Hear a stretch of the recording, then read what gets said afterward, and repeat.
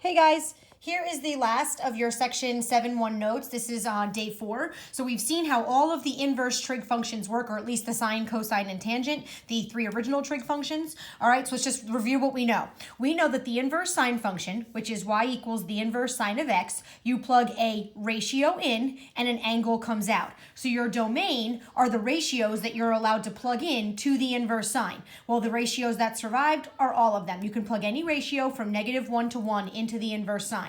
But the angles that come out, the range, are only angles between -pi/2 and pi/2, which are quadrant 1 and quadrant 4 angles, okay? All right, the inverse cosine, right? Which looks like y equals the inverse cosine of x. You plug a ratio in and an angle comes out. So the domain are the ratios you're allowed to plug in. Well, the ratios that survived the cut of the graph were all of them. Any ratio from -1 to 1, right? But the angles that the inverse cosine is capable of spitting out are only angles between 0 and pi, which are quadrant 1 and quadrant 2 angles. All right, the inverse tangent, y equals the inverse tangent of x, a ratio goes in and an angle comes out. So the domain, the ratios that you're allowed to plug in they're all of them, -infinity to infinity. We kept one full cycle of the tangent function. So any ratio from -infinity to infinity, there's no bad ratio, can go into the inverse tangent, but the angles he spits out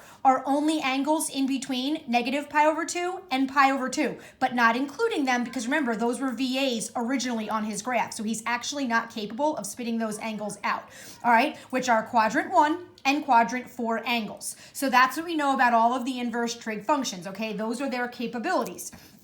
All right, so I gave you this cheat chart. We know what quadrant the angle would be in, 1 or 4 or 1 or 2, depending on whether the ratio was positive or negative. And then you have your special cases where you're taking the inverse cosine, tangent, or sine of a quadrantal ratio, okay? And then your angles have to be on a quadrant, a quadrantal line, I should say. All right, so if you take the inverse sine, the inverse cosine, or the inverse tangent of a positive ratio, now for these two, it has to be a positive ratio between 0 and 1, but this one, it can be any positive ratio. The answer to that is going to be some quadrant 1 angle. Okay, if you take the inverse sine of a negative ratio between 0 and -1, it's going to spit out a quadrant 4 angle. If you take the inverse tangent of any negative ratio, because there's no bad ratio for inverse tangent, any negative ratio is going to result in a quadrant 4 angle as the answer. And then it's only the inverse cosine that when you take the inverse cosine of some negative ratio, something between 0 and -1, it's going to spit out an angle in quadrant 2. Okay, and then none of the inverse trig functions for cosine, sine, and tangent spit out a quadrant 3 angle. None of them. All right, so I draw these pictures all the time. The inverse sine is only capable of spitting out angles in quadrant 1 or quadrant 4, angles between pi/2 and -pi/2. The inverse cosine is only capable of spitting out angles in quadrant 1 or 2, from 0 to pi. So these are the only angles that he is capable of spitting out. Okay, and then the inverse tangent looks just like the inverse sine. He's only capable of spitting out angles in quadrant 1 or quadrant 4, angles between -pi/2 and pi/2. But remember, he's not actually allowed or able to spit out these two angles because they were vertical asymptotes on the original graph, and now they're horizontal asymptotes on the inverse tangent. Okay, all right, well, one of the problems they're going to ask you is they're going to ask you to find inverse functions. We've done this before, so we should know what we're doing. We have to find the inverse function, f inverse of x, of this function, right? Well, if you look at it, the original function is a sine function. So the inverse to that should be some inverse sine function. Okay, well, the good news is they've given you a domain, right? You're only allowed to use the graph of sine x as long as x is an angle in between -pi/2 and pi/2. So they've literally given you a domain. All right, that's good because we know that the original's domain becomes the inverse's range, right? You just have to flip-flop them. All right, well, if we want, we can find the range of this function right now. The range, well, here's a shortcut. What is the range of the original sine function? Only ratios between -1 and 1 come out. But this is definitely a transformed sine graph. So what happened to these y values? It looks like you times them by 2 and you subtracted 1. So now just do that to your range values. Their new range is going to become, we'll take -1, times it by 2, so that's -2, and now subtract 1, that's -3. Okay, take your original end range, which was 1, times it by 2, which is 2, and subtract 1 is 1. So now this is the range of that function.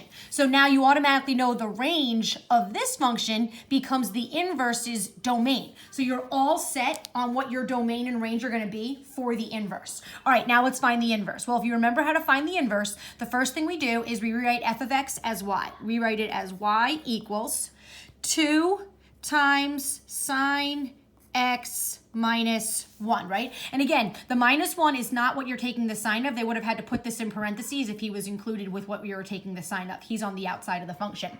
All right, so to find an inverse, we switch x and y. X equals 2 times the sine of y minus 1. Now remember, this is the inverse, but it's the wrong form. This is the implicit form. We want the explicit form. We want it to be solved for y, right? So y comes out and x goes in. So all we have to do is solve this for y. So just standard solving rules. Let's add 1 away. X plus 1 equals 2 times the sine of y, and then divide the 2 away. And then I'm just going to do a little switcheroo. We have the sine of y equals x plus 1 divided by 2. So now I have to break out y. Well, he's stuck inside the sine function. So what operation will undo the sine function? The inverse sine. So take the inverse sine of both sides. They cancel. You're left with y equals the inverse sine of x plus 1 divided by 2. And there's your inverse function. So we can call this f inverse of x equals the inverse sine of x plus 1 divided by 2. And there's your inverse. All right, and then now they want you to find the range of f, which we already did. The range of the original function f was -3 to 1. And then they want you to find the domain and range of the inverse. Well, the domain, oh, my pencil. Hold on, having technical difficulties. The domain of the inverse is going to be whatever the range of the original one, right? Because his domain is this one's range. This one's range is the inverse's domain. So the domain will be -3 to 1. Those are going to be the ratios you're allowed to plug into the inverse sine. And then the range will be the angles that are allowed to come out. Well, whatever the domain of the original one was, that's the range of the inverse. So that's going to be -pi/2 to pi/2. I just wrote it in interval notation instead of inequality notation.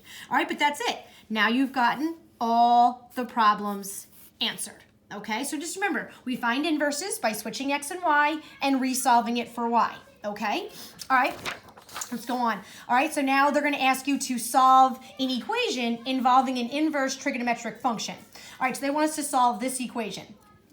Our job is to solve it for x. Right now, the x is stuck inside of the inverse sine function. So the first thing you should do is get the inverse sine of x alone. So divide the 3 away.